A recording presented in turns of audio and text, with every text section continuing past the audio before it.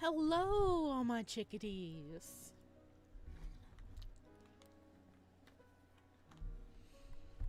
Hello. It is time to continue our story.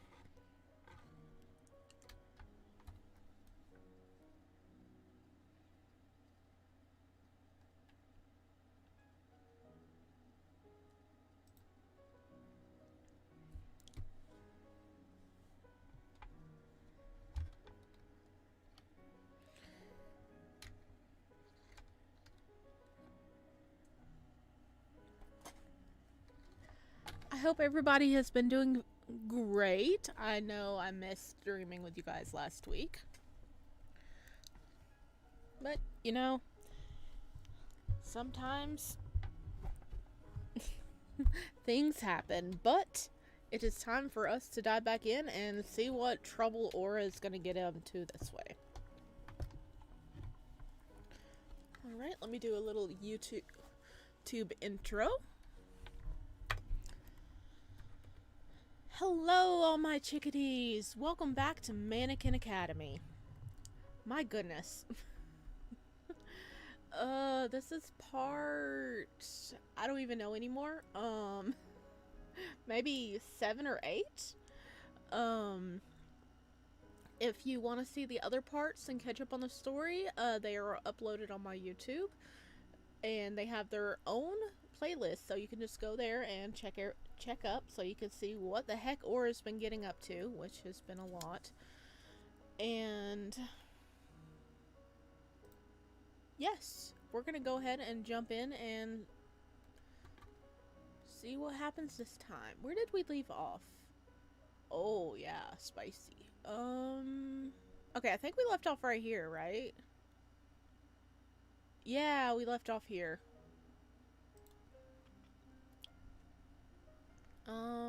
Oh yeah, we had some sexy time with Nor, and then we go into the headmaster's office? I totally forgot why we're going to the headmaster's office, but we are. So let's check this out.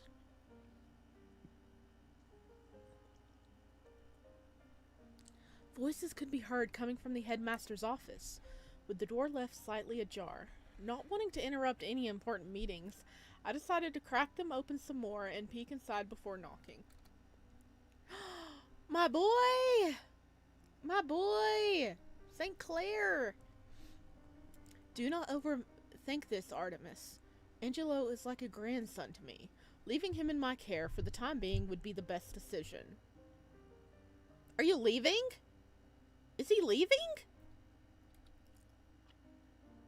I would never trouble you with watching over him, Gustav. I assure you, it's no trouble at all. Besides... Oh, Mr. Moonbell, how long have you been there? I just arrived, sir. I brought you the Academy yearbooks. The yearbooks? Huh, yes, wonderful. Just in time. They will be needed later today. Professor St. Clair bowed, then excused himself from the office, saying that he still had one class left to teach today. I handed the yearbooks to the headmaster, mindfully occupied with what I found in the storage room, then turned to leave as well. Is St. Clair going somewhere? He better not be. Oh, Hylia! Hello! Welcome in!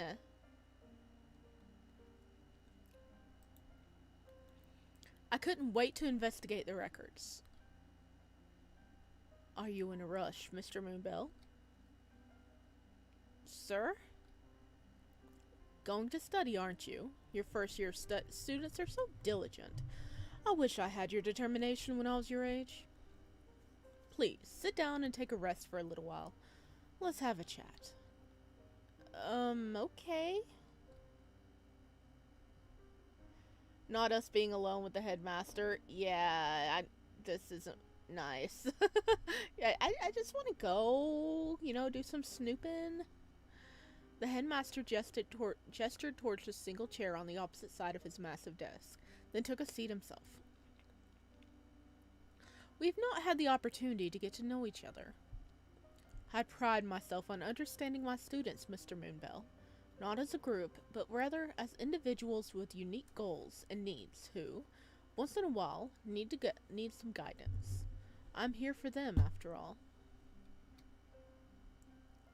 I want to know what they strive to achieve in this academy and later in life.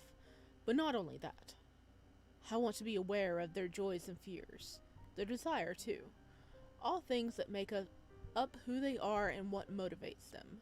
My students are an inspiration that keeps this academy live and operating. My creative muses, you could say. Or it's just like, okay. I'm afraid I'd neglected you in that regard. Therefore, I want to make amends, if you allow it. Documents piled on the headmaster's desk. Letters, stacks of notes with surnames, hours, and dates on them, even student exams.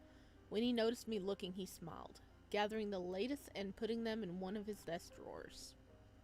So, how was your life before coming to Mannequin Academy, Mr. Moonbell?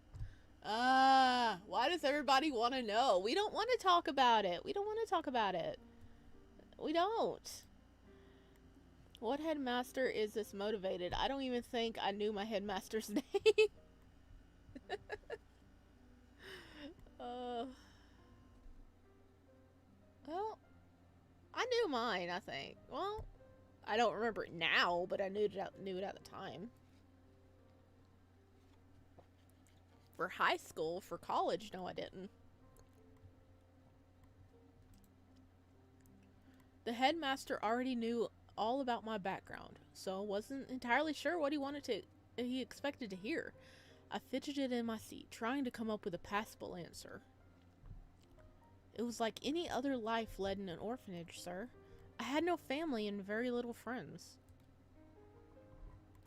I spent a lot of time reading, wondering whether there was a place for me somewhere in the world, whether I would ever be able to find happiness, and if I even desired to.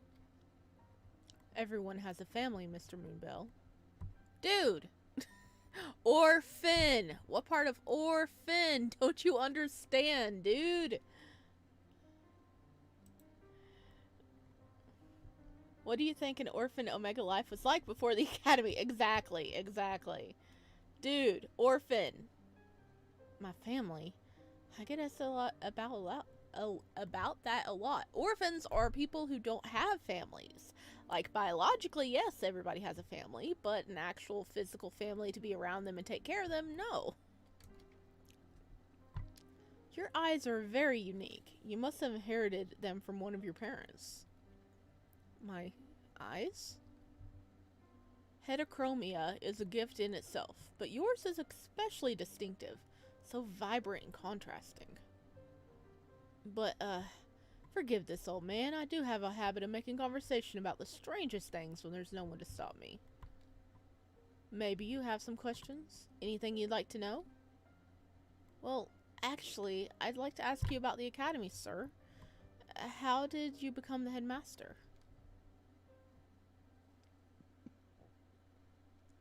You call us students an inspiration, but I can only imagine how difficult it must have been to rise to such a position. I'm afraid the answer might disappoint you. Mannequin Academy, as you know, was established in place of one of the default theater's facilities. The actors' living quarters, to be precise. I was the one who established it over 20 years ago. You? Sir? I know what you must be thinking, but I was a younger, more energetic man back then, and I had all the funding that I needed for my family's inheritance. I could invest in anything, so I thought. Why not start a school? So you purchased the entire premise of the Grand Rose Theater to turn into an academy? Yes. My family had some capital invested in the theater, and I was quite familiar with its situation at all the stages. It was unfortunate that it had deteriorated so much, and when the land became as cheap as it did, I simply had to act in order to preserve it. The Rose used to be an awe-striking place. I'm ashamed to admit that for the last 20 years, I did not manage to restore it to its former glory. I wasn't even able to start the process, in fact. No matter how deep my pockets were, more was needed. The unforeseen costs were growing, especially with how many scholarship students we admitted every year. Oh. Well, we definitely... It was him, for sure. That was, giving... I think, what was it? He was giving roses to Sasha? So, I mean, of course, you know, he picked up an interest in the theater. Maybe he knew his family. Not a spoiler. I mean, maybe. He's like, well, your eyes are very interesting.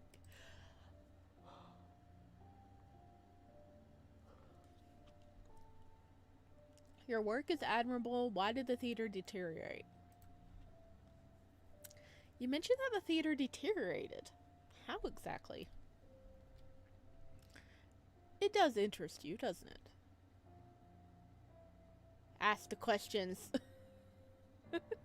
Yes, I'm asking the questions. Since the first day you come into my office and looked at the cabinet. Yeah, we were curious. No, I mean, I didn't. It's quite alright. The first year students always ask about it the most.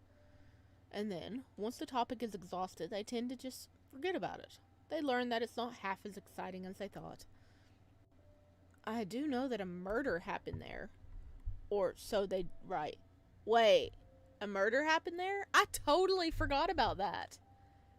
Someone got clapped. Oh, was Sasha killed? Wait, was Sasha murdered in the theater? Oh no. I totally forgot that a murder happened. The headmaster sighed and shook his head, clearly not surprised by my words. A murder, yes. One member of the audience went missing during the play. Okay, audience. Okay.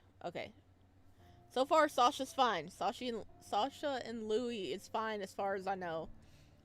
His body was later found at the theater. The case made all the headlines at the time. But that was not all.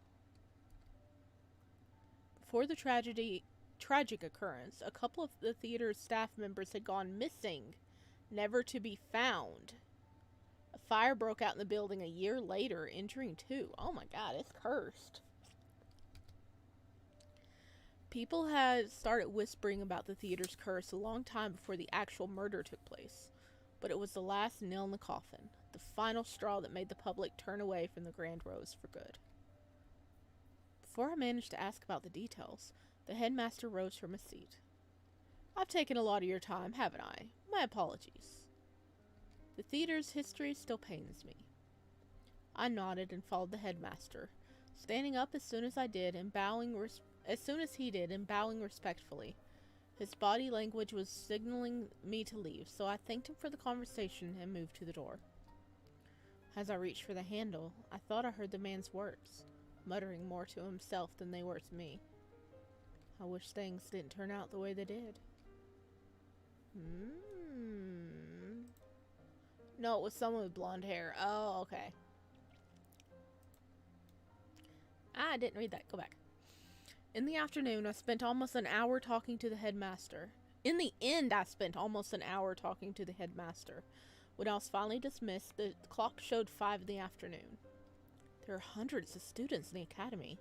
Does he really talk to all of them like that?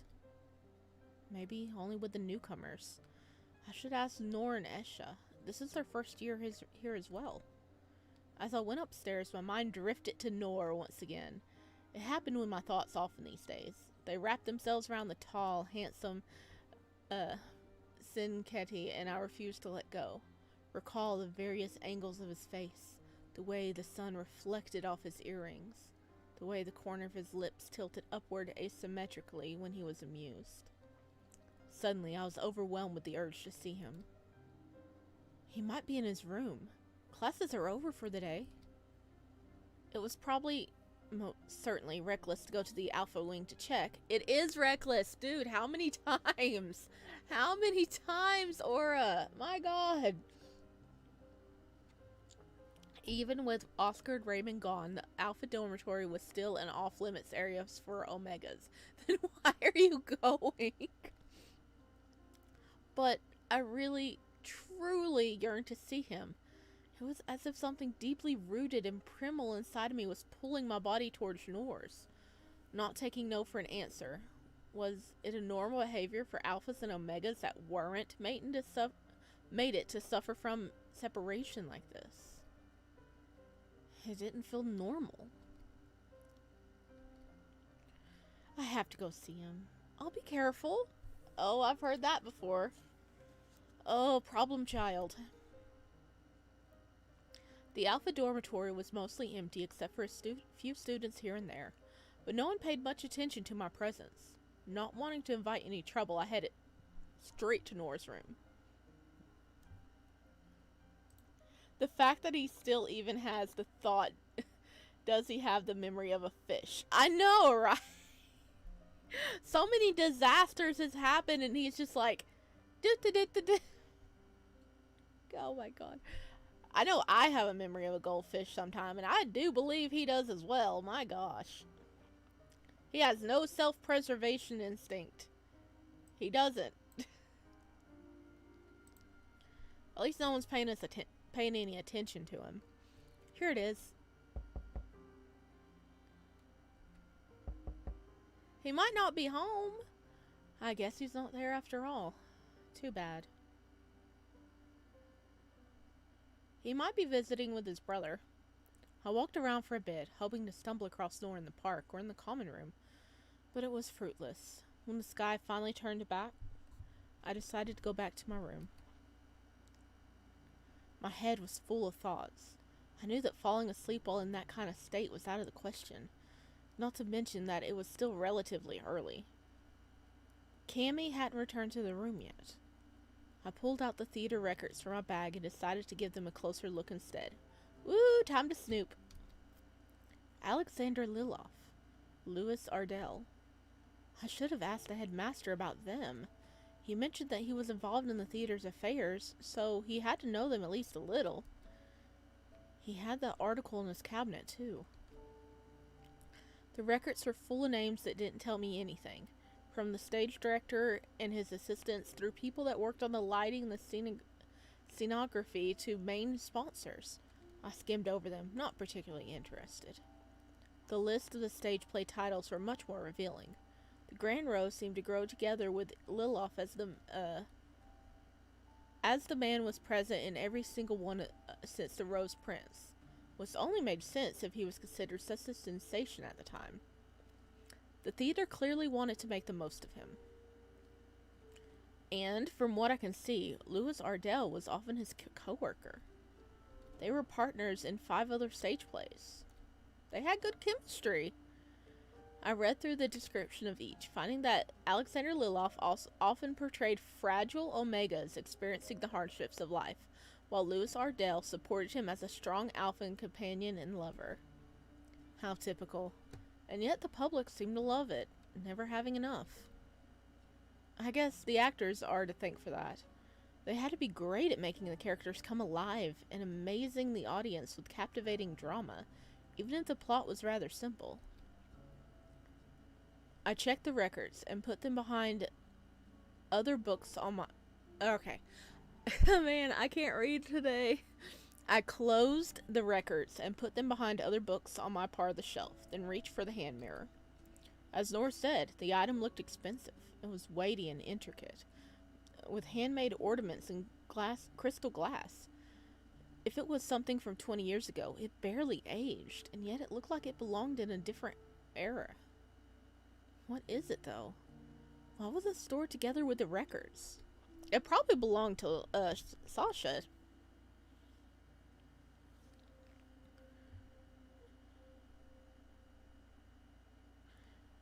I'm pretty sure that a stage prop wouldn't be so well made.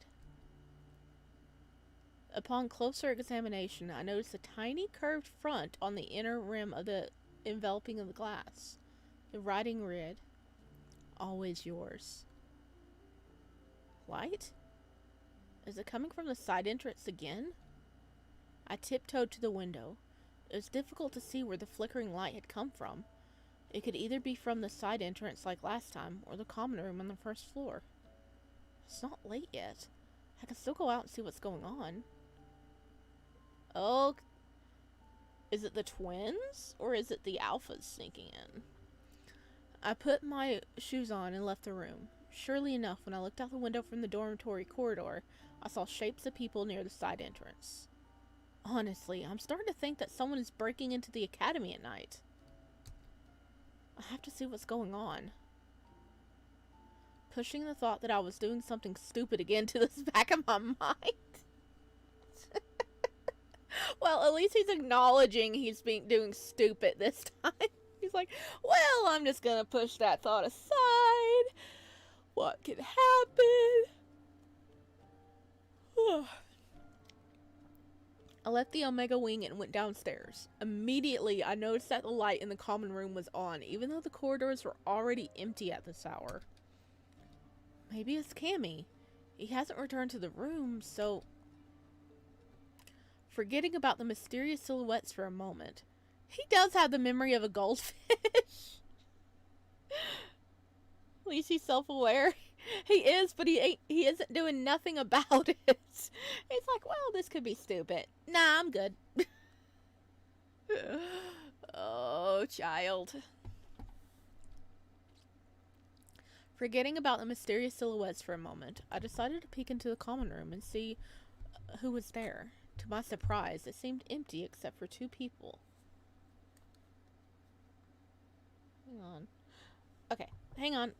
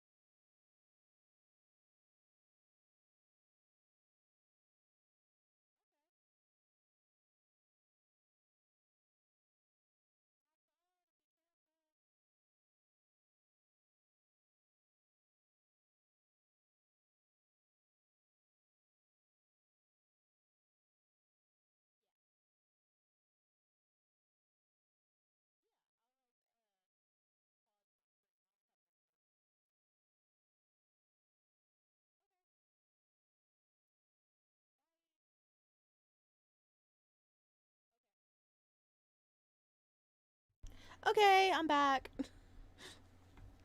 Sorry.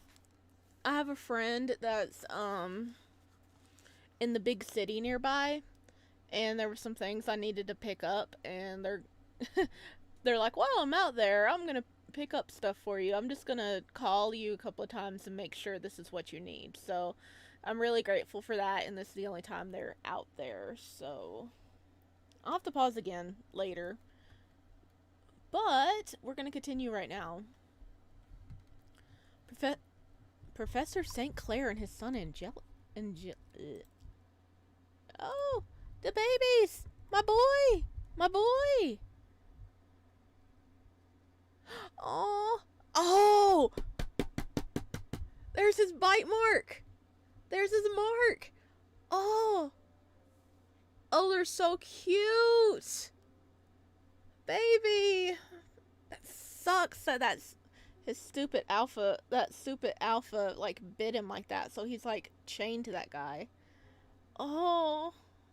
It looks so sad! I hate it when you leave. Do you really have to? You know I do. It's only for a short while, though. A couple of days at most, like always. You'll be fine, even without me, won't you? But I don't want to stay with Uncle Gustav. Take me with you. We have some company, it seems. Good evening, Aura. Oh, they're both looking at me. Hi.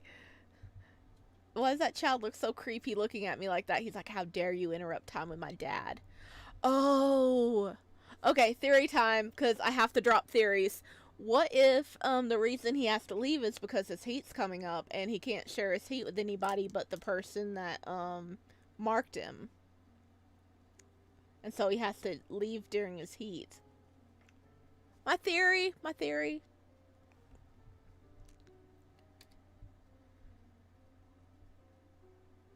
Oh, look, the art's different now. Yeah, you can see it. Oh. We needed a route for him.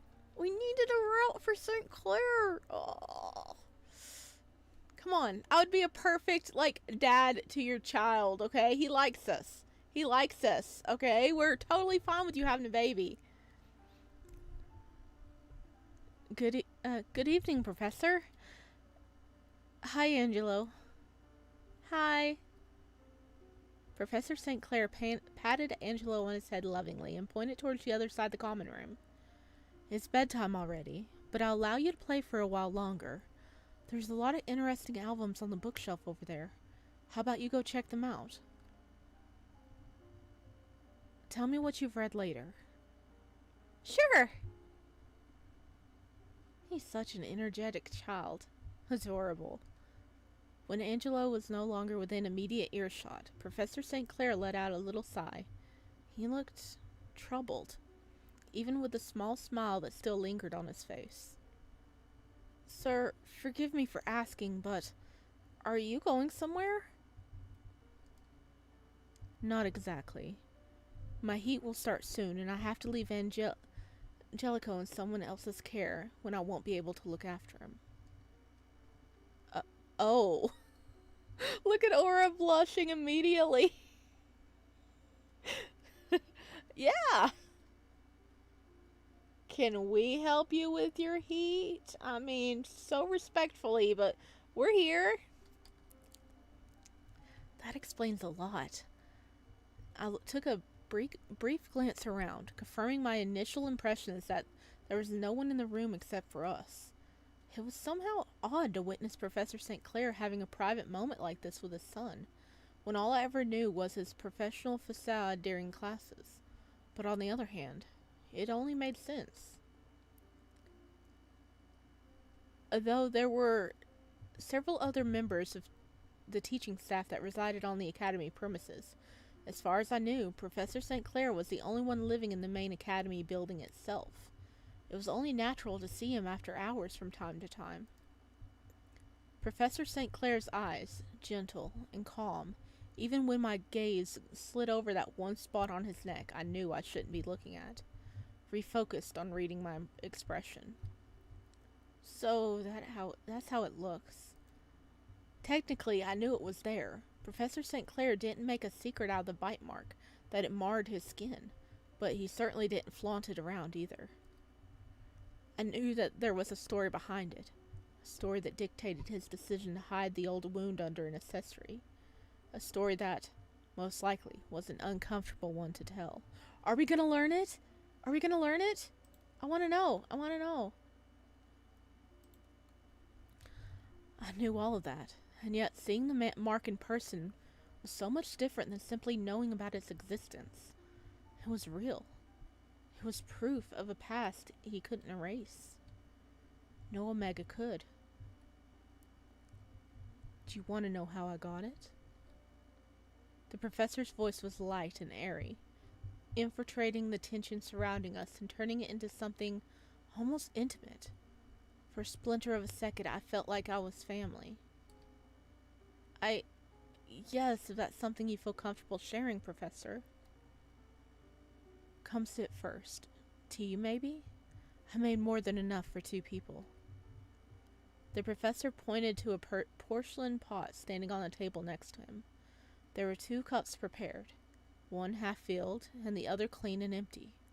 Whether he was about to offer the latter to Angelico or someone else, the person was clearly not coming back for it. I nodded, taking a seat on the armchair nearby. The situation should feel reminiscent of the conversation I had with the headmaster earlier today. But somehow, talking to my homeroom teacher was a different thing entirely. Next to him, I never felt uncomfortable. I couldn't imagine anyone would. 8 years ago, I was still a student in this academy. The headmaster was just beginning to offer scholarships to the poor youth a couple of years before that, and I was one of the few others who were granted free education. As you can imagine, it was met with some resistance from the other students and their families at first.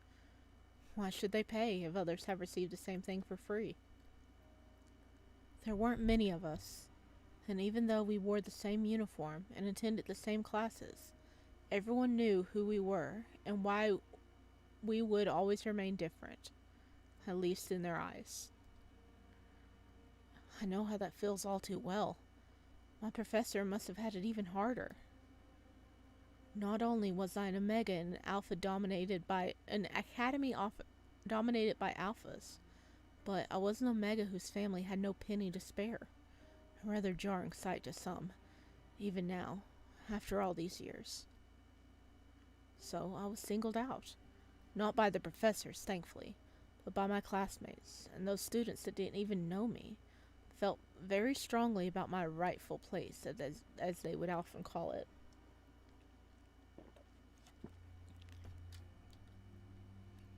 Hot shame burned in me at the thought of what the professor was describing, was something that applied to me as well.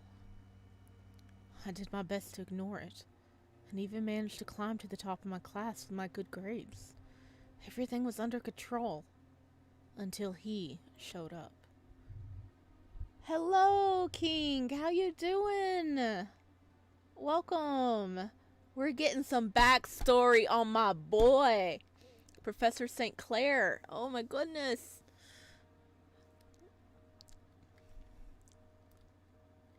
He?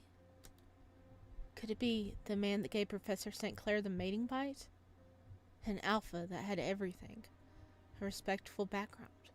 More wealth that his family could count. Limited possibilities. He was objectively handsome too, so Omegas flocked to them whenever they saw an opening. He wasn't interested in them. At first, he seemed interested in nothing but his spotless grades, completely focused on beating my records. It wasn't long before we became rivals of a sort, though I never intended for it to happen. Maybe that's not the right way to put it. I was competitive, and I wanted to prove everyone that I could be the best. In a way, my determination was what sent everything crashing down. He would always try to coax a reaction from me in public, but the cleverly concealed mockery behind his words were never literal, never directed enough to raise suspicion. To my face, he was nothing but courteous. He wished me good luck whenever there was an important exam and praised me in front of the professors, saying that everyone should follow my example. He made it his mission to discover everything he could about me, my family, my friends, where I came from, and where I was heading. He even gave me a gift for my birthday, an expensive notebook that I silently swore to never use. despite the fact I'd never mentioned the date. The obsession he developed with me was unhealthy, and frankly speaking, I didn't understand where it came from. Was it born out of spite for a pitiful Omega being his equal? Or was it more than that? Things went truly downhill when he learned that a big company accepted my job application when I was close to obtaining my degree. I didn't know it then, but apparently his family was doing its best to use their influence to push him as a candidate, and failed. I think the shame of it was what triggered his desire for revenge. He knew very well that an Omega could be punished easily, so that an Alpha could ruin their life. Ridiculous, isn't it? I was careful, though, always watching my back even during my most vulnerable moments. I locked myself in my room every time I was in heat, refusing to go out even when it was mandatory to. One day, I was told that I couldn't stay in the room anymore. Then the academy doctor noticed some concerning results in my health test and decided to link them to my heat spent without an Alpha. I was directed to the heat rooms and confined there, waiting in fear and unbearable hotness of my own skin for some unknown helper that could come and do his job. But a heat helper never came. He was there instead. Oh, did he use his influence to take the heat helper's space? Because the heat helper is supposed to they're infertile. They can't get the Omegas pregnant. He totally pulled strings to get in there. That is a load of bollocks. I'll have to rewatch what I missed then. Yeah, you haven't missed much. I just started a bit ago. It's just Aura getting in situations. He was just like, I miss Nor, and he was bopping over to the Alpha wing, Oh my goodness.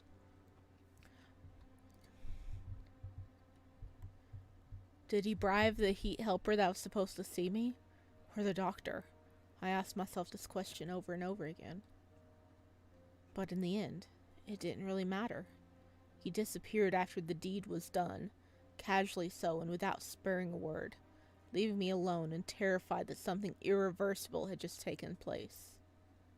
And it did, not only in the form of the bite mark that he had given me that night. So, Angelico is that man's child. Professor St. Clair nodded with a wistful smile. I tried to tell someone afterwards, but not many were willing to listen.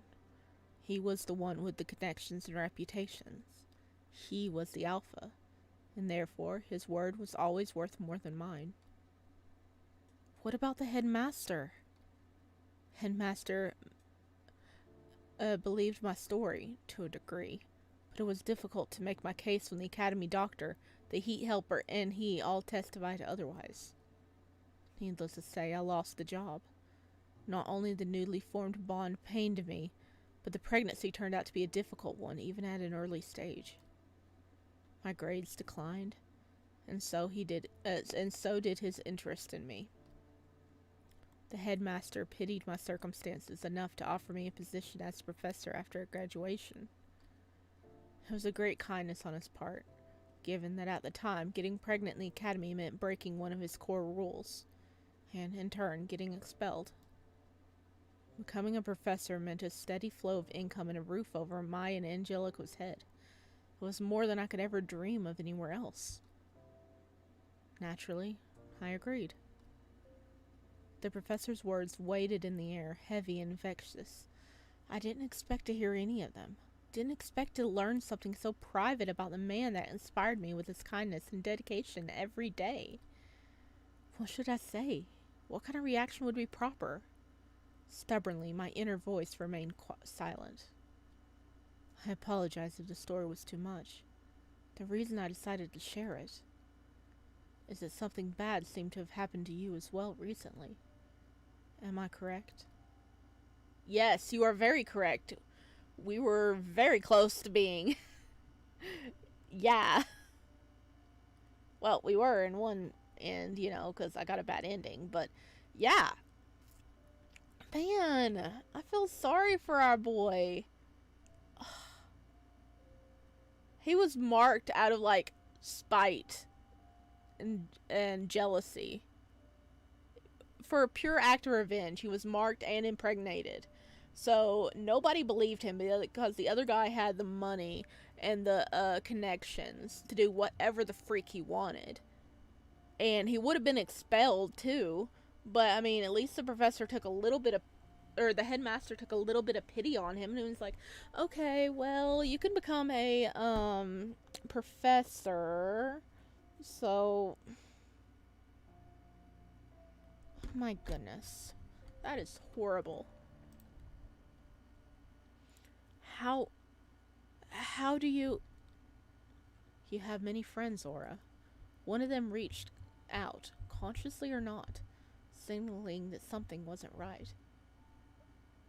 Damn, he's cold and savage. Yeah. Man. Poor St. Clair. Ugh. We needed a route for him. I want to make him better. I want to make him happy. He's having such a bad life. And I mean, he got pregnant while he was at the academy. So, I mean, he could have gotten pregnant when he was like 18 or 19. So, like, right. And then, like, 8 years later. That was 8 years ago. So, Angela was like 7.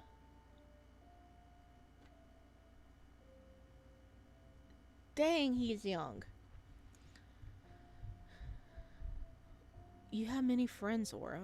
One of them reached out, consciously or not, signaling that something wasn't right.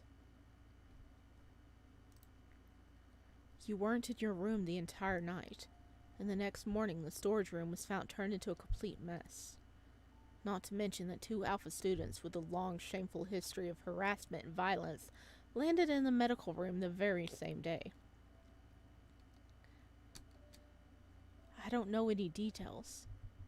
I can only guess what had taken place. If you decide to share the story with me, please know that I will listen and try my best to see those who wronged you are punished. I might not be able to ensure that said punishment would reflect the magnitude of their wrongdoing, but I will do what I can. I stared at my knuckles, gripping the white porcelain cup so hard it almost shattered. I couldn't tell him. I just couldn't. Why not? Okay, he probably doesn't want to get Nor in trouble.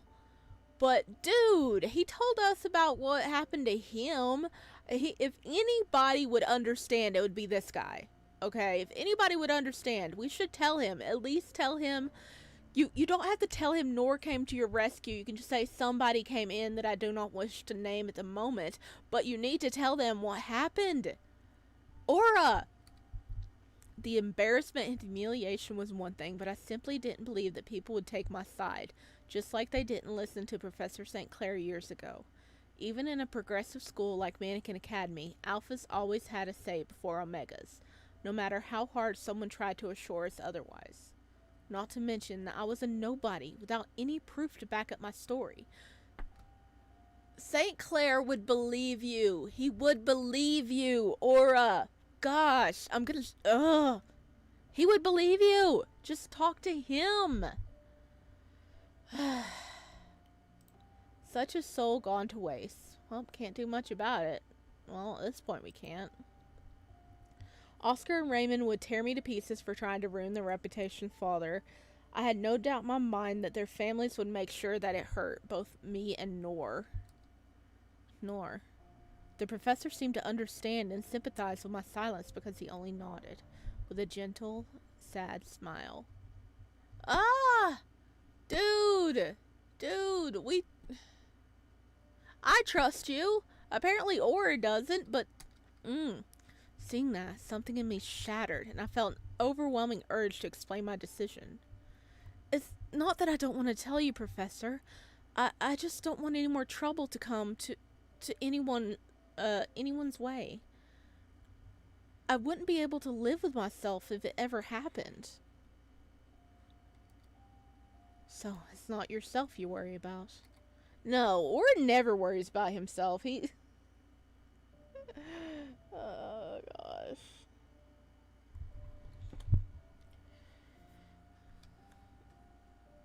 You weren't alone. Someone else was there helping you.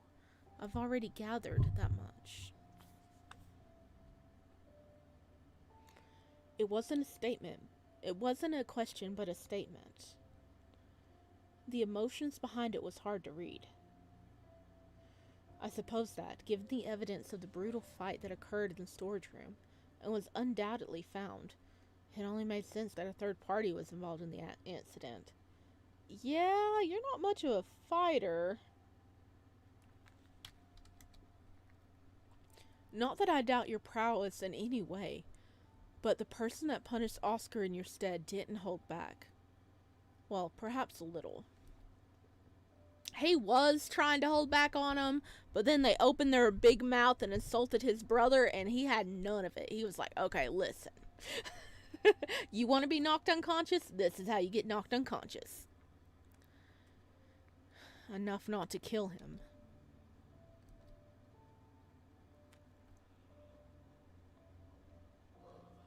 I won't do or say anything that could endanger either of you, but please, be careful, Aura. The academy is not as safe as the headmaster says it is. I'm sorry that you had to learn it the hard way.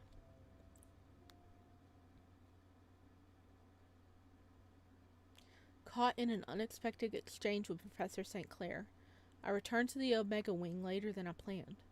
The dormitory was already very quiet, so I tiptoed in the direction of my room, hoping not to make a noise.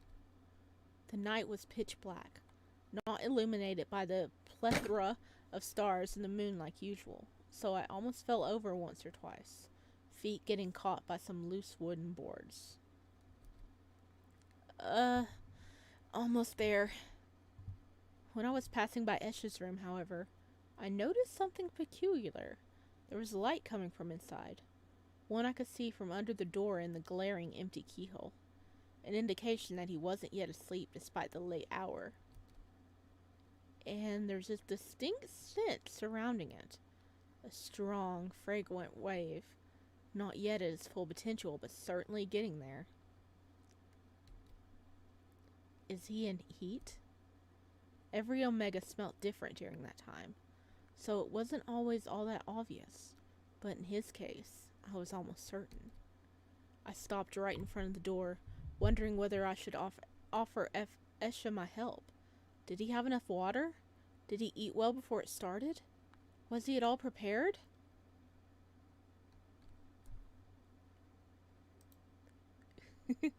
Confessions. Yes, everybody was having a little bit of a confession going on.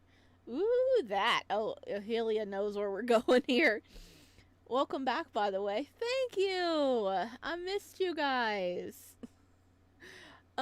It should be a weekly stream again. I'm kind of playing with the fact of starting to, like, stream multiple days on YouTube, but, I'm still gonna be streaming on Twitch a lot. No, he has enough help. Oh, no. Is his brother in there? Is Nor in there? Well, oh. Oh, no. But, oh, I will be streaming on the 20th, on Sunday.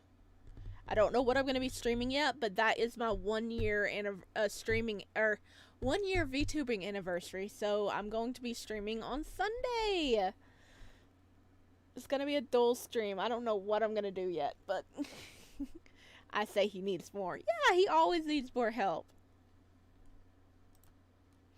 Remembering his sickness from not long ago and growing increasingly concerned, I raised my hand to deliver a light knock on the door and let him know I was there. It's bad, isn't it? Seems worse than usual. I stopped dead in my tracks when I heard a low voice coming from the room. A voice that didn't belong to Esha, but was just as familiar. How are you holding up? My hand froze centimeters away from the door. Esha was in heat, and Nor was with him. It's hard. A quiet rustle came from inside the room as someone shifted on the bed. I think you have a fever. Do you need a pause? I held my breath so abruptly it hurt. Yes. Yes, please. Thoughts raced in my head. What was happening? What were they doing? I couldn't help but picture things that couldn't possibly be taking place between the siblings. But if Esha wasn't he, and Nor was in the room with him, then... I bit on my lip hard enough to draw blood, but couldn't even properly feel it sting. They were always together. Inseparable. Almost like one person. Even though me and Nor had gotten closer, emotionally and physically, Esha was always in the picture, constantly watchful of his twin brother, wary, jealous. It was uncomfortable to admit even to myself, but the thought had been plaguing me for months. I witnessed things between them with my own two eyes, after all, and no matter how much I tried to ward them off the back of my mind, the questions lingered, unanswered. I feel like Esha started looking at me differently, the way he reacted to me being away with Nor. But maybe I'm overthinking things. Whatever was going on in Esha's room, however, was not a product of my imagination. It was real. It was happening. Whatever was going on. I should leave. It's not my place. Staying here just to... It would be shameful. There's a keyhole! Look in the keyhole! Catching them in 4K. We know what they're up to. But I really want to know. Because all of it could be one huge misunderstanding. They were together, but perhaps Aisha's heat was just starting and he wasn't yet in need of anything. Maybe Nor was there to see him get comfortable. Maybe he was about to leave as soon as Esha's heat got more intense. As his brother, Nor surely developed some resistance to Esha's smell. They were twins. Family. They looked out for each other. There were so many possibilities, and I could have easily taken the entire situation out of context. I hoped I did. What should I do? Oh no! Oh no! Go back to your room. Stay and listen. Try to peek inside. Okay, oh no. Okay, it's gotta be stay and listen or try and peek inside. Well, it says the keyhole, so we could try to peek inside the keyhole. And if we're peeking, aren't we listening at the same time?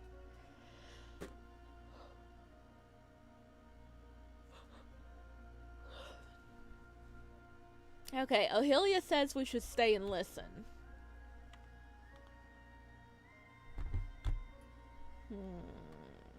I want to peek. But if... Okay, let me look at it this way. Aura is dumb. He's a dumb baby, so instead of looking in the keyhole, he would actually just try to creep open the door, wouldn't he, and get caught. He would. He would. He would totally do that. I'm with Ohelia. Okay. We're gonna stay and listen. If I walk away now without finding out the truth, I would never talk to them normally ever again. If I leave, I'll never know. It's not so bad if I just stay here a while longer. They don't know anything. No one knows that I'm here. It's safe. Tomorrow, I could just forget all about it. For what felt like a couple of minutes at least, no sound was coming from inside the room. After a moment, I started to panic, thinking that perhaps Nor and Esha had heard me. But no. Lie down on the bed, alright? Yes, like this. Nor... I can't. Not for much longer. I know. I'll take care of you, don't worry. I got even closer to the door. Okay, it's saying Nor saying this, but I think that it's actually supposed to be Aura. I think that's a problem. I got closer to the door, nearly pressing my ear against it. Does it hurt? I could hear that Boobie got the bed now. And my mind immediately conjured the most obscene images to go with the sounds. No. Liar.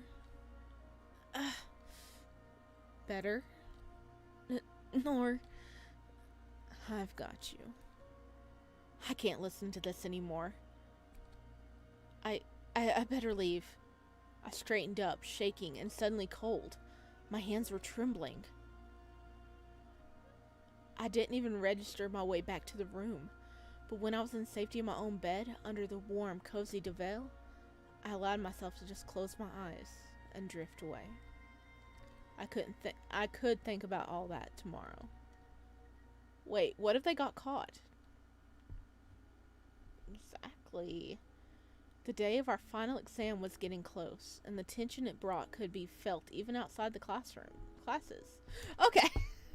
We go from that to just final exams are coming up. Oh god. Come on. Don't give me whiplash. Or it's like the quiet kid that you think is innocent but secretly has the most filthy AO3 history. What were they doing in there? Were they doing what Nora thinks they were doing? Or was it like Nora giving him a freaking massage or something?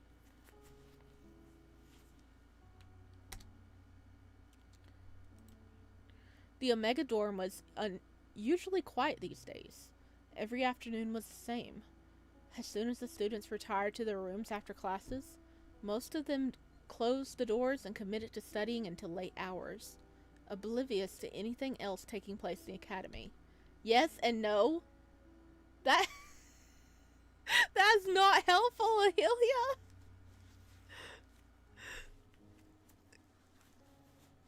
Yup. Me and Cabby were among them. Oh my gosh, I can't stop yawning. Me and Cammy were among them, spending more time together than ever before. We shared notes and cramming tips for the classes we both took, discussing all the topics that we felt might come up during the exam. Massage! Hopefully! It was exhausting, but also fun. It was great to have Cammy's company, rather than be all alone in this difficult time. We made sure to rest and eat well each time we took a short break away from studying. And by the time the morning of the exams come, I knew I was as prepared as I could be. I was ready.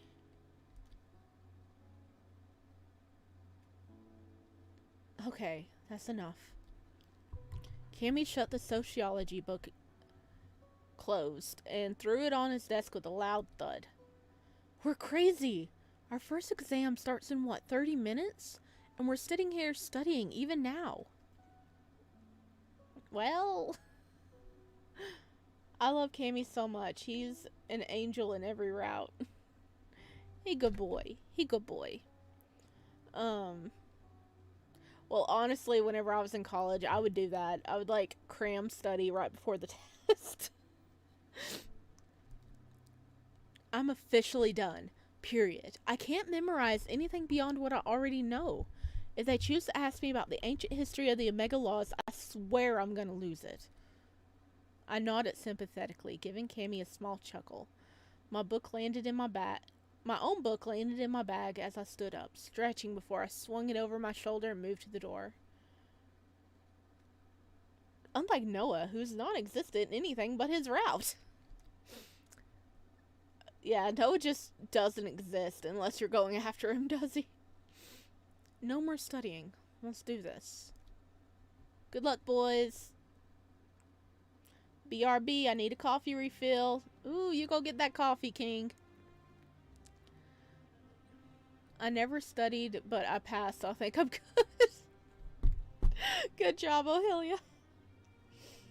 I know this isn't how you're supposed to do college, but I would cram study right before for 10 minutes right before the exam. And I made passing grades. I graduated. We're good.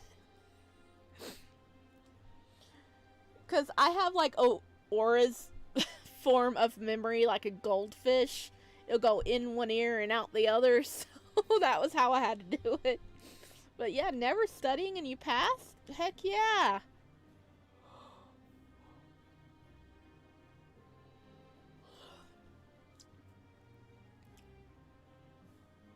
Okay.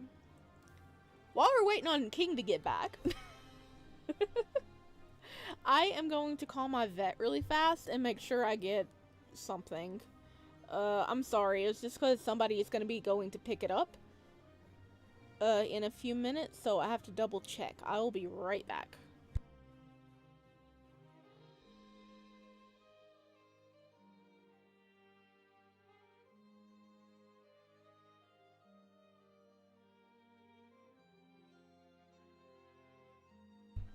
Never mind, lines are busy.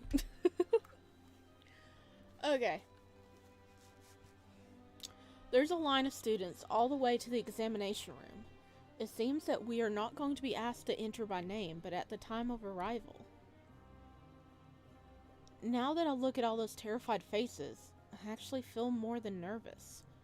But I did my best reviewing the lectures. If I fail, it'll just mean that I'm not good enough to be here in the first place. Don't think like that, buddy. Don't think like that. You got this. As if reading my mind, Cammy nudged me with an elbow.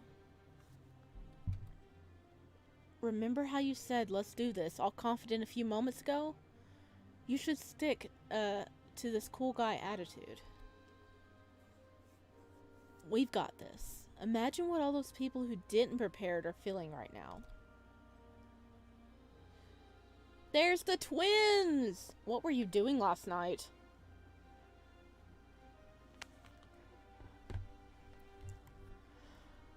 I'm back!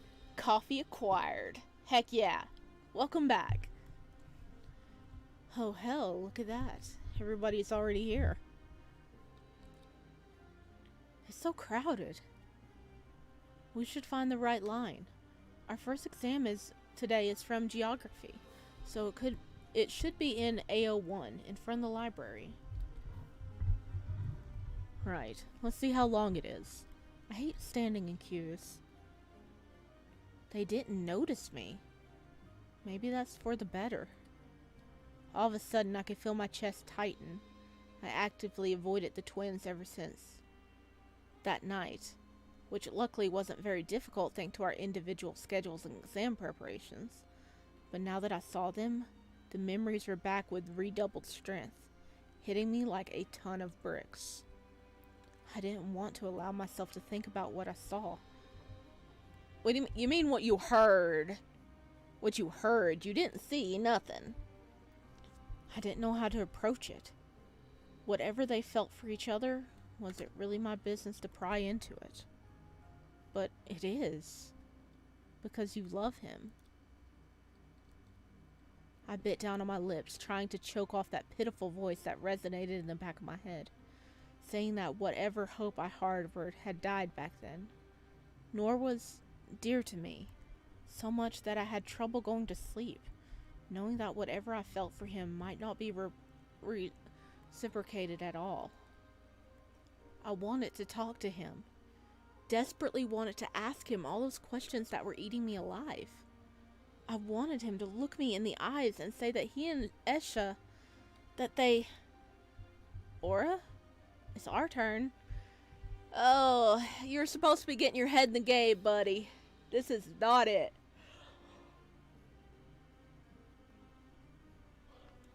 He's gonna fail so hard. Before I knew it, the long line in front of us had cleared, leaving me and Cammy the next ones to enter the exam room. I took a deep breath, then decided to just go with the flow. And the pain's over. I can't help but feel an immense relief that they scheduled all of our exams for the same day. Exactly. I mean, it's stressful because it's all on the same day, but it's one of those, it's over with. You don't have to, like, go through a stressful day of studying and then go back and you have to stress about the next day of studying. So, yeah. I don't think I would have survived another hectic day like this. I feel bad for Aura. Imagine having feelings for someone, but know that you always be a second priority, and he may or may not be in competition with his brother. Yeah. Cammy still has one more test. Maybe I'll wait for him here? I don't feel like going back yet. Oh no! What? No! All three of them! No! Ah!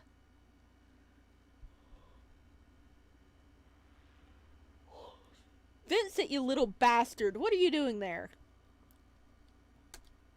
So Oscar and Raymond are back already. Well, it's the day of the exam, so of course they had to come. Unlucky. I had to run into them. All three final bosses appear. Play some boss music right by now. I made myself as small as possible, squeezing between other students to make the trio walk past me without noticing. An irrational wave of fear rose in my gut at the sight of the two alphas, apparently already recovered, grimacing openly as Vincent babbled. Those exams were a joke. How could they make them so difficult, especially the social science one? Boss music begins playing. Thank you, King. I hate St. Clair. He's always so, so many open questions with no answers to pick from. How are we supposed to know what to write?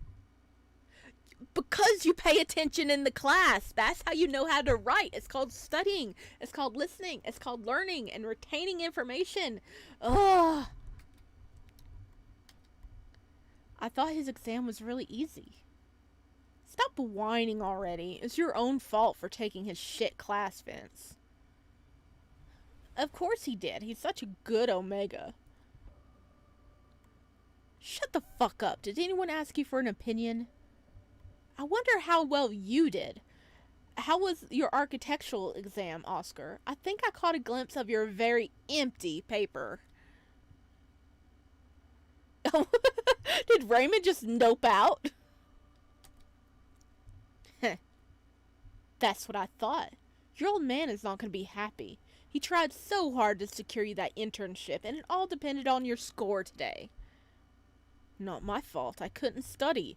I nearly goddamn died. Exams were the last fucking thing on my mind, you know. Don't worry about my old man. He knows all about it already and is dealing with things. He ain't gonna be mad at me. Not like you ever studied before, but yeah, I suppose. Good for you. Speaking of which, Vincent leaned close to Oscar, just as they passed a group of students that I was hiding behind. You still owe me the full story. Of how you got your ass handed to you? This is not good. If Oscar told his father, Nora's gonna be in trouble. All because of me. I'm so tired. So glad to see that you survived on this onslaught. And you've been waiting for me, My head turned into Cammy's direction with a slight delay. A gaze that lingered where Oscar, Raymond, and Vincent had disappeared, now snapping to him abruptly. Is everything okay? No, it's not okay. It's not okay, Cammy. It's not okay. I smell that someone didn't pass. I smell that too. The smell of failure or disappointment. Like, I have a feeling Daddy Dear is going to pull the strings and he's gonna magically pass. Oscar and Raymond are back. So soon? Damn it, those bastards. I wish there was something that we could do about them. They shouldn't be able to return to the academy like nothing happened after what they'd done to you. Or tried to. It's not right. We can't do anything. I can't do anything except hide from them until graduation, I guess. Maybe they'll fail the exams and drop out. One can hope. Even though I wasn't feeling any better, I returned Cammy's faint smile with my own. Yeah, maybe. Do you want to hang out for a bit? I'm super hungry, and we deserve a break after all that. Right. We'll finally be able to sleep well tonight. Waiting for the exam results is so much easier than preparing for them, especially since I think I did well. Good job, Cammy. How about you? I remembered most things that came up, so I'm hoping for the best. I think our work will pay off. Knew it. It might be bad luck to celebrate early, but let's do it anyway and eat the best thing they have in the kitchen. I want lots of sugar in my food. And so I tickled the answer box at the very last second. It's crazy. I would have never thought that they'd ask us about the horse evolution chart, would you? I mean, come on, horse evolution. We spent about half an hour in the kitchen, but Cammy managed to eat 3 servings of yogurt, 1 muffin, and a fruit salad, all while talking about his exams and the most ridiculous questions that he could remember. I was thankful for his good mood, and even managed to find some peace of mind while listening to his excited voice. So, what are your plans for the break? The change of topic caught me off guard. I somehow forgot all about it. The worry I had about what would happen to me after the exams. But ever since Professor St. Clair assured me that I could stay in the academy, the matter got conveniently pushed to the back of my head. I'll stay here. I don't really have anywhere else to go, and I heard that there's a bunch of other students who don't leave during the summer vacation. Cammy cocked his head to the side. You could go with me, or something. I'm gonna visit my grandmother, not that far from here. Really? And you would invite me? Why are you so surprised? You're my best friend here. Ever since my last roommate, ever since we lost contact, you're the only person that I want to be around. That means a lot. Thank you. I had no idea that Cammy considers me his best friend. But on the other hand, I think I feel the same about him. Ah, that's so cute. So, what do you say? She's living in the countryside. It's a very pretty place. You like going to the park, but just wait until you see the wilderness surrounding her cottage. The trees, the birds, and sometimes even cute foxes. My heart started beating a little faster at the idea I could go somewhere with Cammy, away from the academy and all my problems. The warm feeling of euphoria lasted a while, then faded after a somber, cold realization that if I left, I would have to do so without Nor. Without Nor. And I couldn't. I couldn't be so far away from him. Not when things were all around the place. When I didn't know for sure if we had a place to be. I don't think I can. I'd love to, I really do, but my situation is complicated. I just can't run away from it like this. Not before I had a solution. Can we go to the cottage in his route? I hope so. Oh, you mean Oscar and Raymond?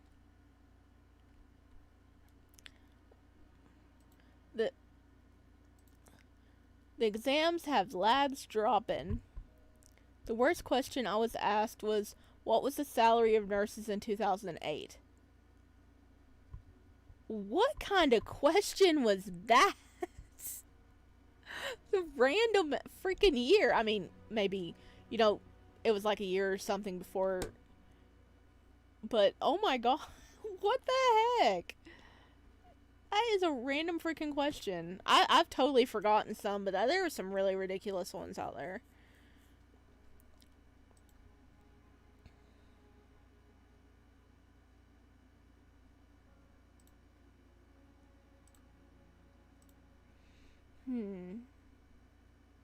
No, we are worried about them, but we're actually thinking about Nor. He's our best friend, so we should tell him. I mean Nor. Nor? Oh! So it wasn't a one-time thing. Is it something serious? Cammy's brows furrowed, as if he had trouble believing that I, or anyone, could actually date Nor.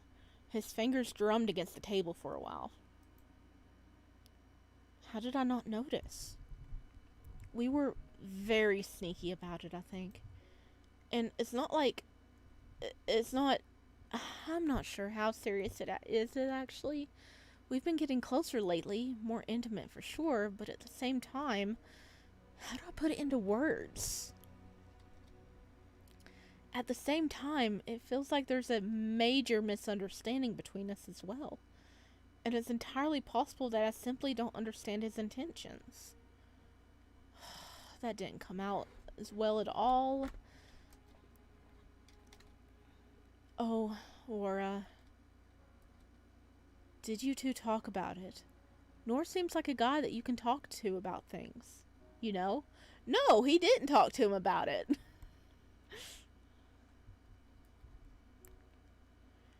I hesitated, struggling to explain the issue to Cammy and not giving away too many details. I obviously couldn't tell him the whole truth, how I thought that everything between me and Nora was going in the right direction, until I saw him in Esh's room during his brother's heat. You didn't see him. You heard him. There is a difference. You're driving me crazy. You heard him. You don't know what they were doing in there. You just heard voices and assumed you could fill out the image in your brain, okay? You didn't actually see them. But I'm sure you tried. You always do. Maybe it wasn't enough talking then. Maybe you should, I don't know, hit him up about whatever trouble you two are having. Yes, communication is key. Or I can always go kick his ass, just like I promised. That would be fun to see. That would be fun to see. I have a feeling Nor would actually let Cammy beat his ass. Because Nor's a good boy. He's a good boy. And he cares about Omegas. So I have a feeling he would... If Cammy felt like Nor deserved to get his ass kicked, and Nor, like, understood that, he would just stand there and let Cammy punch him. I headcanon that. I headcanon that. He'd be like, okay. Just let this tiny, tiny little twink Omega punch him as hard as he can, and Nor's just sitting there like, good job, you did a good job. Like, pat him on the head from, like, 3 feet up.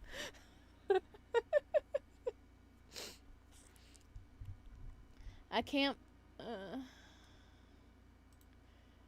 blame him for thinking or imagining he saw them. Yeah. Or I can...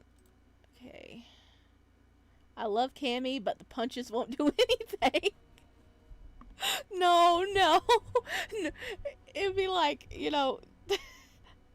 Nor like not even feel it or nothing. He'd be like, you did a good job. That really hurt. Like, he would totally play into it though.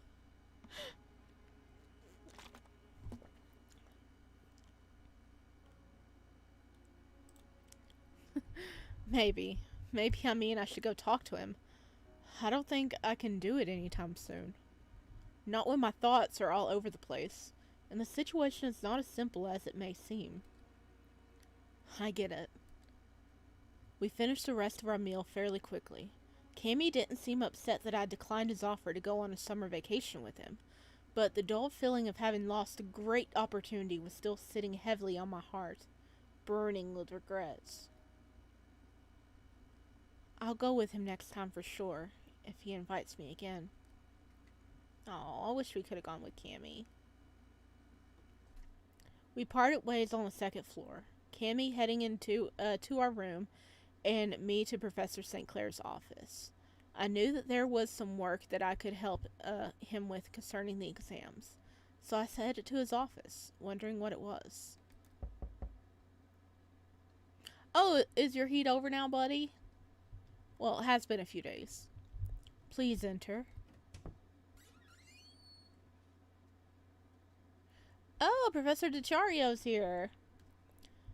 You don't need to worry. We're gonna have lots of fun. Well, that's something to walk into. Hi? Professor DiCiario is here.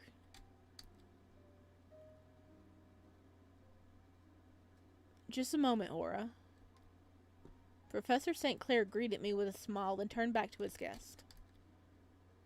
I'm sure, just don't take him hunting, please. Angelico is a sensitive boy, and he doesn't really understand the concept of death that well yet. Of course not. Hunting is not a job for a kid. Even I know that. How about taking him to the town, though.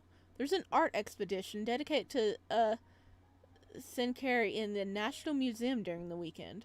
I figured he'd like to see some of the things he knows from his textbooks in person. Unless it's overstepping the boundaries to leave the academy with him. If so, I completely understand that too. I have plenty of other ideas. It's not like the expeditions is the only thing I have thought of, so... Lionel. Of course it's alright for you to take him somewhere. I know that you'll keep Angelico safe and entertained, which is why I asked you to take care of him in the first place. I trust you. They must be talking about Professor St. Clair's heat.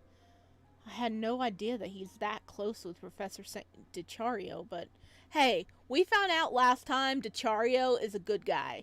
He's like, he was like totally fine with an Omega getting up there and doing it. He's like, listen, you earned this. You earned this. You can do it. He's cool. He's cool. The scariest person in my opinion. I mean, yeah, Nora's pretty scary. At the same time, I respect them both a lot, and I kind of want them to be friends in their private lives. Is Professor Lionel single?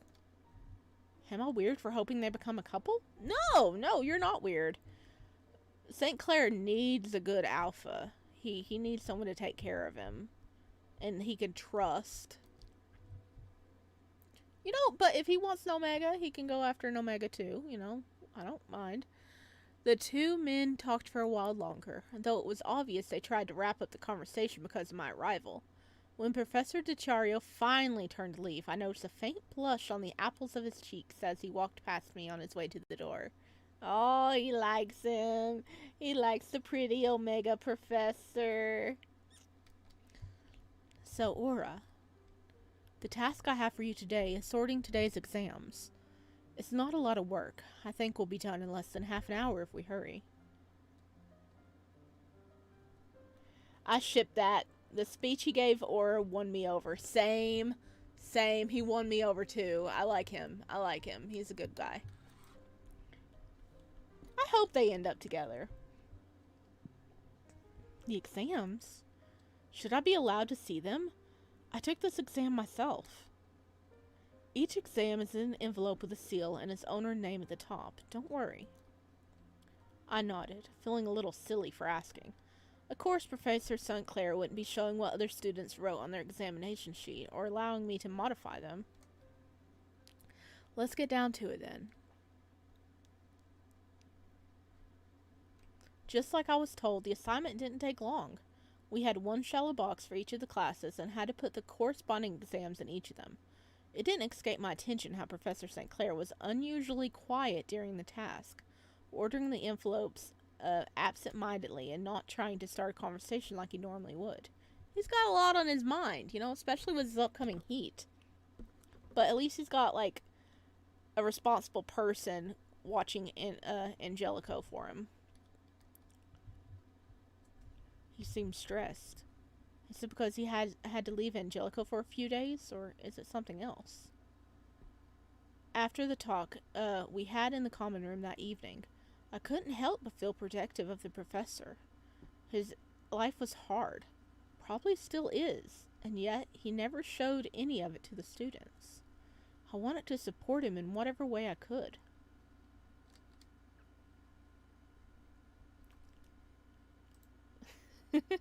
So, will you approve will you approve your son dating the professor? Let us see thy choice. Like, if we can't date him, okay? If we ourselves cannot date St. Clair, which I wish we could, we can't. If we can't, I want to see him wind up with somebody that is good for him, that is going to take care of him and baby him and give him affection and all the love he needs, because he deserves it. He deserves it. I wish we could be that person, but apparently we can't, because the dev god said no. I should look out for Angelico more whenever I have time. He always likes it when we play together, and I think he needs more attention with a busy parent like Professor St. Clair. See, Aura wants to step up and help too. Yep, if we can't have him, we have fan art. Yes, we do. Speaking of, can I show your fan art at the end of the stream? I really loved it. And I gotta step away for one quick. Ooh, already on it. Yes. Okay, I'll be right back.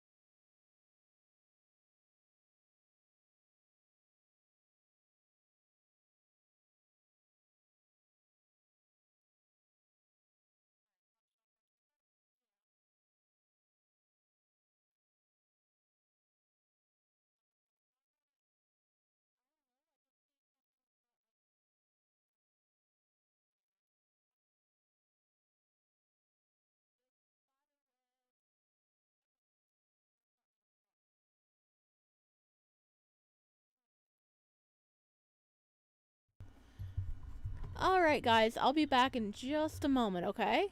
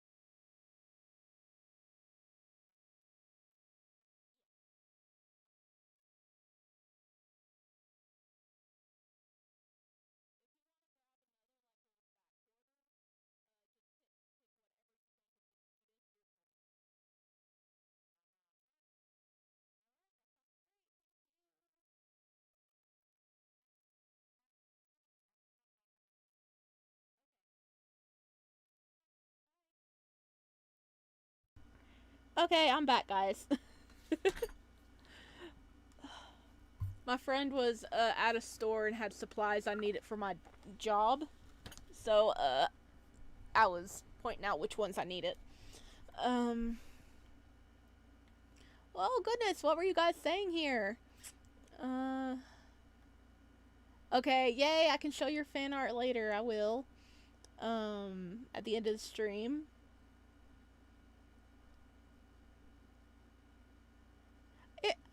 I loved it. It was cute. That's only the second time I've ever had fan art drawn of Sparrow, so I really, really appreciate it.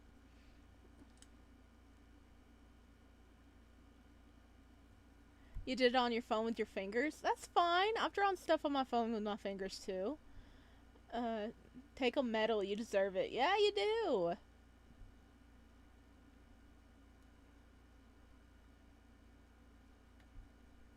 I'm actually making a Mannequin Academy fan art for Nora and Aura on paper, and a video on paper is rough, but it's practice. Yeah, practice. You know, you gotta practice stuff, and that's gonna be so cute seeing fan art of them, though. Yeah, I'd like to see it too when you're done.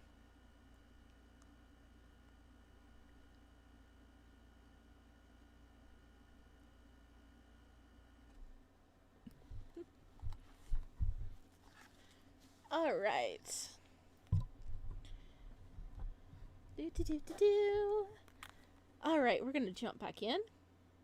Goodness, my phone's going crazy. What's going on here? Okay. All right, guys, let's jump back in and see what they're doing. Ah, nope, back up.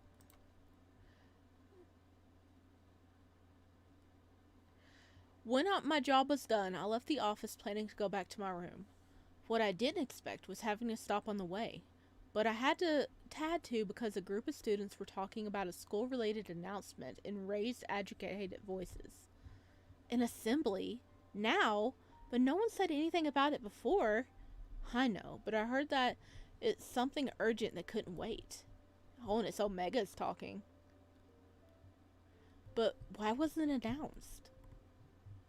What was announced? The assembly. Apparently, the headmaster and the new gender dynamics professor have something important to say. Huh, weird. An assembly no one knew about. Interesting. I walked around for a bit, realizing there were more students talking about it. From bits and pieces of their conversation, I understand the assembly was going to be held in the auditorium like the last time and would start very soon. Like, seriously, what? Why is there suddenly an assembly? What's going on, guys? Utterly confused, I wonder whether I should go to my room first, regardless, and tell Cammy about it. Before I made my decision, however, I spotted the familiar fluff of white hair among the other people already heading downstairs. So Cammy knew. I'll run after him. Cammy! Do you know what the hell is going on? We don't. Cammy, wait up. Aura, I thought maybe you're in the auditorium already. No, I actually just heard other students talking about it when I was about to go back to my room. I would have probably missed it otherwise. Same here. This is so random. If they have something important to say, why do it like this? I bet half the students are going to be absent. Yeah, I don't understand it. The academy has been in some disarray recently. Cammy was right. That's definitely not everyone. The crowd is maybe half the size it was before. Still, I expected less people to show up. Guys? Why? What's going on? Dear students, I have to thank you for showing up on such short notice. As soon as the headmaster started talking, everyone in the auditorium fell silent. I shifted my weight from one foot to another, oddly anxious. I'm sure that you're quite confused as why I have summoned you all here today. I admit that it wasn't planned, and I'm aware that you are tired after the exams. The topic of our meeting, however, is something that cannot wait. It is a difficult one to discuss. It was brought to my attention that recently, truly alarming events have been taking place in our academy. Though we, the teaching staff, do everything in our power to ensure that the learning environment in this place is safe and welcoming to all of you as possible, students have grown increasingly more reckless. I'm saddened to say a lot of them are Omegas. Are we in trouble? Each month, Dr. Langham receives a book of records from the heat rooms that take note of each visit during the past few weeks.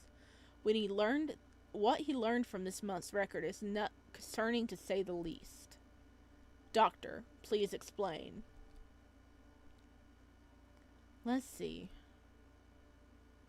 Apparently equipped with a said book, Dr. Langham opened the moderately sized tome that he'd been holding and cleared his throat. Is he like, the numbers aren't numbering? Some of you are not attending the heat room. What are you doing during your heat? The numbers aren't numbering. 1, 2, 5, 10, 15, 26. The doctor recited one number after another, pausing only to take a breath. 42 in total. He closed the book and rearranged his monocle, then gave the crowd in front of him a stern look of well-composed anger that Aura knew all too well.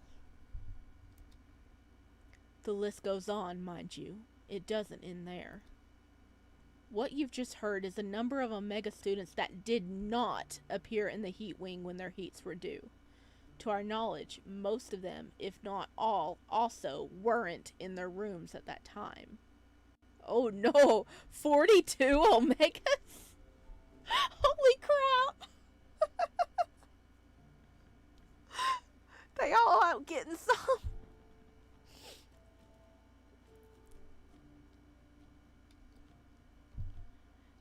That leaves us with a question. Where were they? Or it's like, I have no clue, doctor. I don't know. I don't know. I don't have the foggiest clue. Cammy too. Because Cammy was like, yeah, I'm not going to the heat room somewhere.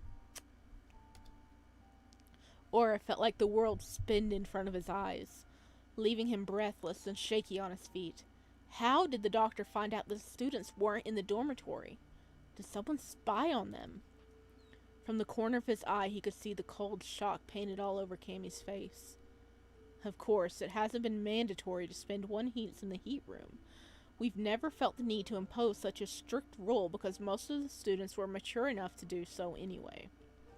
But it is not only Omega students spending their heat in questionable circumstances who are a problem. Alpha and Beta students were found visiting the Omega dormitory numerous times.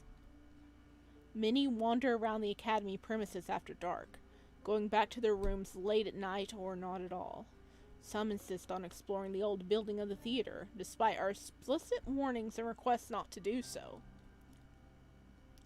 Not to mention fights between students that turn vicious and bloody, resulting in serious, possibly lasting injuries. You know, Aura is kind of guilty of all of that. It was our lenient methods that led to this. Matters have clearly slipped out of our control, and if we want Mannequin Academy to keep its good name, this is something that needs to be addressed. When Dr. Langham finished speaking, Professor Crawford took over. As your gender dynamics professor, I considered asking the headmaster for permission to interview all of you regarding that matter, but realized that such an action would be redundant and do nothing to resolve the real issue. This is why we decided that the new rules need to be established so that everyone feels safe again. Aura collects medals, doesn't matter if they're bad. He does. He has so many achievements.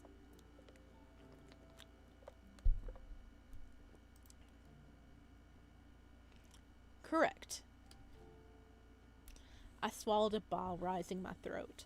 A lot of what Dr. Langham had described was me, or things that I knew about. I was reckless to assume that no one had noticed. As the headmaster of this academy, I feel disappointed that my trust in our Omega students were misplaced. I know many of you personally, and it saddens me to learn that you are not all the promising, upstanding individuals I took you for. Dear Omega students under my care, consider for a moment the extraordinary gift that has been bestowed on you. The opportunity to gain an academic degree at only educational institution in the country which offers higher educations to Omegas. You represent the future elite of our society, and your recent foul actions reflect poorly, not only on your fellow Omega students, but on all Omegas. Your actions may have decided if higher education will become available university for everyone, or perhaps the restriction on the academic courses for Omegas will remain in place. Yeah, you guys are kind of messing it up for the rest of the Omegas in the world. So, I mean, yeah, I understand you guys want to be relieved during your heat cycle, but at the same time, try. Oh, you're messing it up for the other Omegas, guys.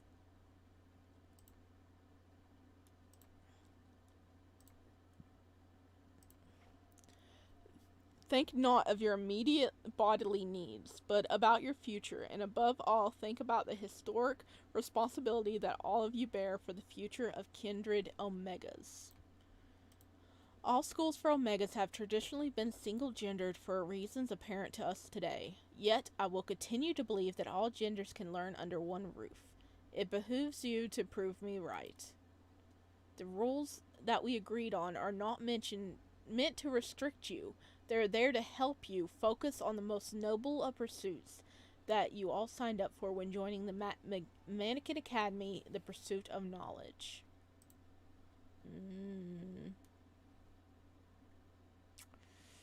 Welp. They're kind of messing things up, aren't they? I'm getting flashbacks. From this point forward, the Alpha Dormitory cannot be visited by Omegas under any circumstances, at any time of day. The same restrictions apply to Alphas and Betas, who are now barred from visiting the Omega Dormitory. Oh no. What are the twins gonna do?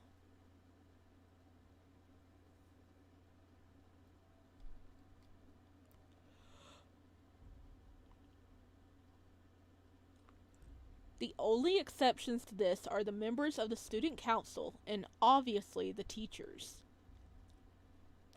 Next, all Omegas are forbidden from leaving their dormitory after dark.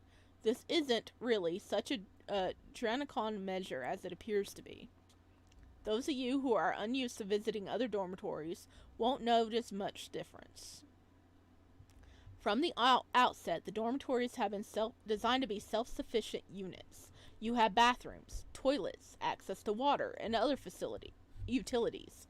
Heat rooms can be reached without the need to leave the safety of your dormitory. You can still visit your friends in other rooms if you want to study together. You're allowed to do everything that you could usually do in the Omega Wing. The only thing that you can't do now is leaving the dormitory at night. There will be teachers and other staff on duty to ensure that nobody breaks this regulation. So we have guards now. We can't leave. Wait, so Omegas can't leave their dorms at night, but Alphas and Betas can? How is that fair? We were informed that there would be a curfew in the dormitory starting from today, and that walking in restricted areas would now result in suspension or worse. The headmaster continued for a while longer before announcing the worst restrictions yet. What's worse?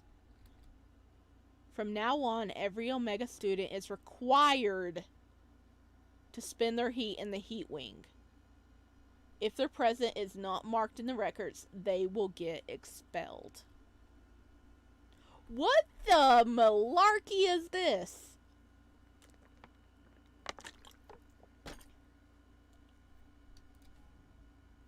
Finally, the issue of mating and marking bites. I realize that some of you were already mated before entering the academy, but for the vast majority that is not the case. With your best interests in mind, as your headmaster, I intend to keep it that way. You will now have the obligation to refrain from mating and delivering, or accepting, mating bites during all 3 years of your education. Should a previously unreported bite mark be found on you, no matter your secondary gender, there will be serious consequences. I regret it had to come to this, but I'm afraid that I was left with no choice. No matter our secondary genders, everyone knows that it's usually the Omegas who get bitten. Wonder they'll also punish those who leave the mark.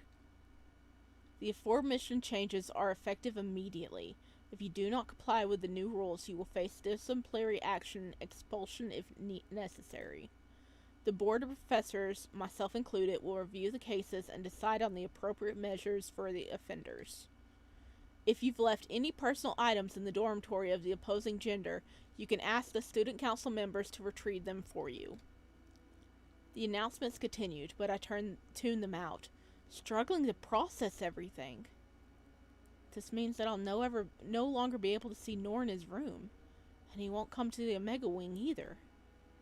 He's a frequent visitor to Esha's room. It's gonna be hard for him. With his every word, the surging panic in my chest only intensified. The new rules. How could they? Did the staff really expect all of us Omegas to go to the heat helpers from now on? Was it because of what happened with Oscar and Raymond? I was distraught, barely keeping my cool. I can't believe that no one is saying anything. No one is protesting. I took a tentative look to the right and to the left, searching the faces around me to read the room. Most of the students, especially Omega, seemed stunned by the news, while others remained impassive or even intrigued by it. Some, mostly Alphas, were openly gloating. Well, well, who would have thought Omegas are such helpless sluts that they keep sneaking into our dorm? It's a good change. Seriously, it bothered me that they were allowed to walk among us in preheat. Damn right. Things are going to be so much easier now.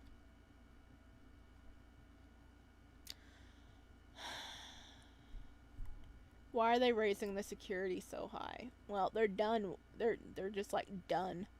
They're like, we shouldn't have to. Ugh. They don't want all the Omegas to knock up and get pregnant. That's not consent. Why are... What are these precautions? Back up. Trying to suppress a rising wave of outrage, I glanced at the teaching staff, finally noticing that Professor St. Clair, nor DiCario, the only ones who I knew I could count on, were not present for the announcement.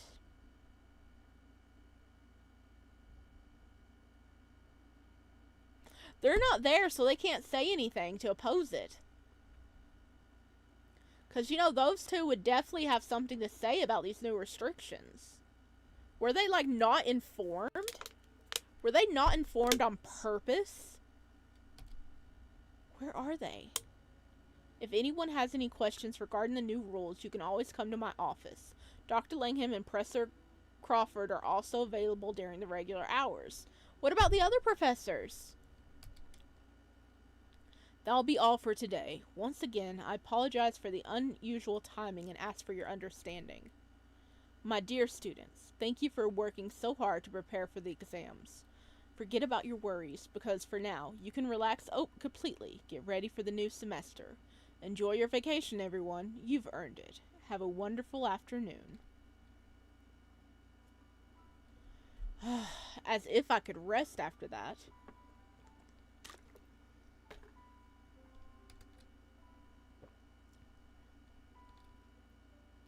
I can't believe this. I thought that it was going to be different from now on. That I'll never have to do it again. I don't want to. Damn it. Damn them all. They just pretend to care about our well-being. But no one cares. Not even here. I can't.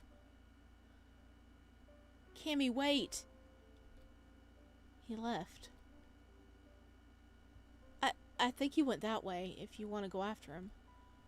I shook my head, too tired to explain I wanted to talk to Cammy about all this madness crashing on our heads eventually, but definitely not now. Not before I had time to digest it.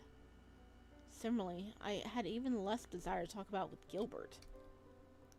I think the headmaster is wrong to put such restrictions on Omega students. Well, Alphas and Betas too, but it's much less serious. Gilbert gave me a pitifully nervous look, flustered by my unresponsiveness. He fidgeted a little before continuing. I wish there was something I could do to show support, but I don't know how. Is there something that you... No. I don't need anything from you right now. I'm sorry, I'll just go. Oh no! Aura's crying! Aura's crying! I left the auditorium without sparing Gilbert another glance, afraid of the expression he was making at my cold words. I knew I was harsh to him, but at the moment I simply didn't care enough to stop.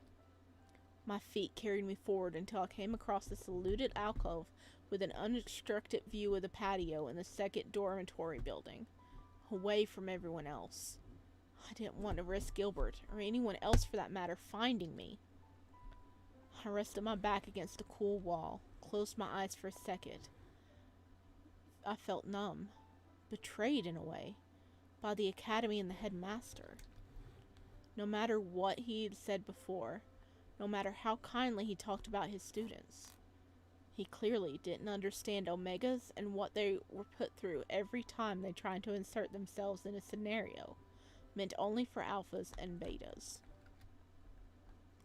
We were always to blame. If anything ever happened, everyone pointed their fingers at our flaws and our sins. We were the ones to take the strongest blow, because that's how everything worked. The worst of all is this feeling of hopelessness. The realization that in the end, I'm left without a choice. You were not alone. Was that a freaking ghost? I jumped to the side in bewilderment, eyes flying open. Someone had whispered right into my ear. There's no one here. Oh man, is it a ghost? Was I right about there being ghosts? Panic attack probably? I don't know. I'm not an expert. I mean, yeah. Okay, I hate to do this because I want to know what's going on, but this is where we're going to be leaving off today.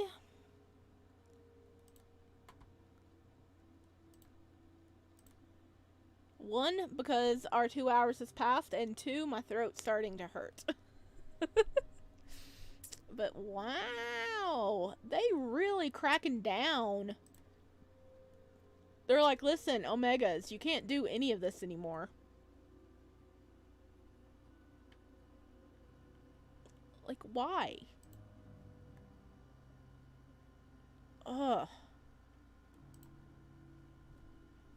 That really sucks. Well, I guess in a way they're trying to help the Omegas focus on the schoolwork. So, you know, because this is like their one shot of proving Omegas can, like, go to universities. But, like, that's a lot of restrictions on the Omegas. And if the Omegas can't leave the room at night, the others shouldn't be allowed to either. Huh.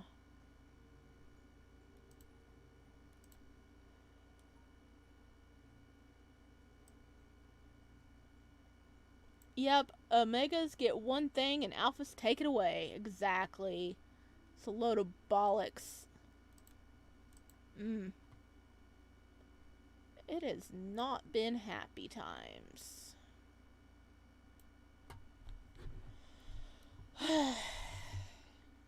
It's like, I wonder if they did find out about the fight with Nor and, Oscar and Raymond. But how would they have found out about it? Because nobody said anything unless Raymond and Oscar did. But then they wouldn't want to admit they got their ass kicked, right?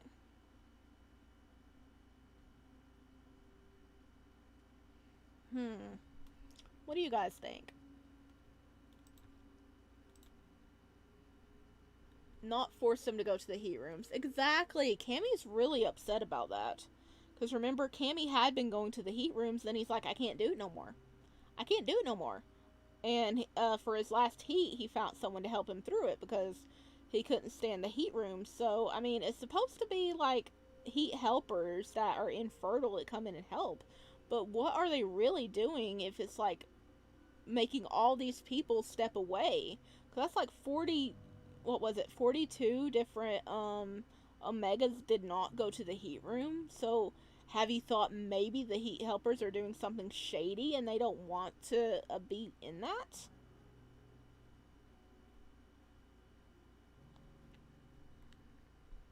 I'm full of mixed feelings about this. Yeah.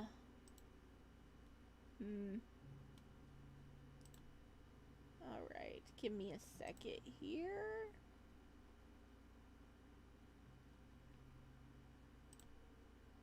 Alright, do.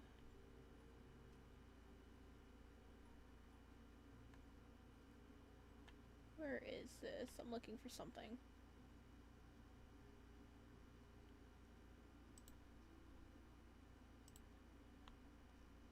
Alright.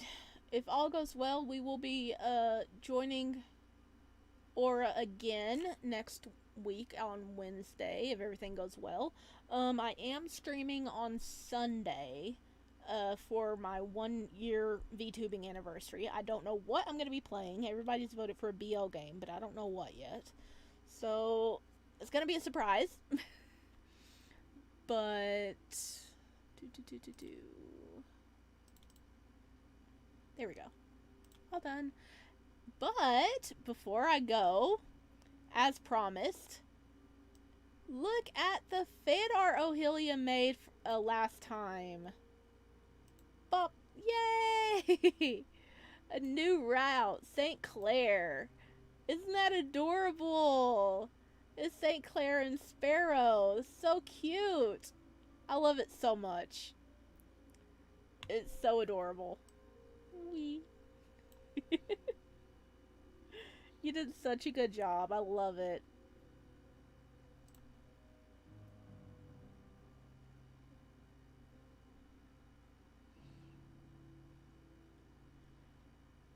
Bonjour. Hello, Fandy Twisted Wonderland.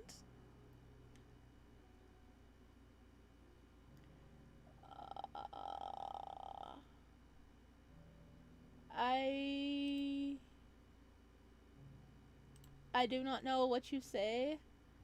Hello, welcome in. I do not speak French. Um, I translate.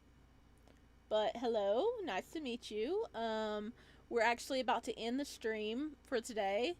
I was showing off some lovely fan art by one of our lovely viewers, Ohelia, of Sparrow, which is me. And St. Clair, our baby that should have a route. So gorgeous. Um yeah, so our next stream is going to be next Wednesday at possibly our next Mannequin Academy stream. That is, it's going to be next Wednesday at possibly 12 Eastern again. Um but I will be streaming on Sunday the 20th. I don't know when yet, and I don't know what, but if you want to pop on by and say hi, you're welcome to do that for any of my lovely chickadees out there. But it is time for me to go. And I'm going to be sitting here like, why? Why are they doing all this to the Omegas? This is horrible. Thank you! You did an incredible job, Ohelia. Yes, you did. Yes, you did. I love your art. It's so cute. Alright, my dear chickadees, I have to say goodbye. I keep, like, dragging it out because I'm like, I don't want to leave, but I need to, because if I keep reading, my throat is going to kill me. So I will see you guys later. Thank you for joining King, Ohelia, Twisted Wonderland. It's always lovely to see everybody, and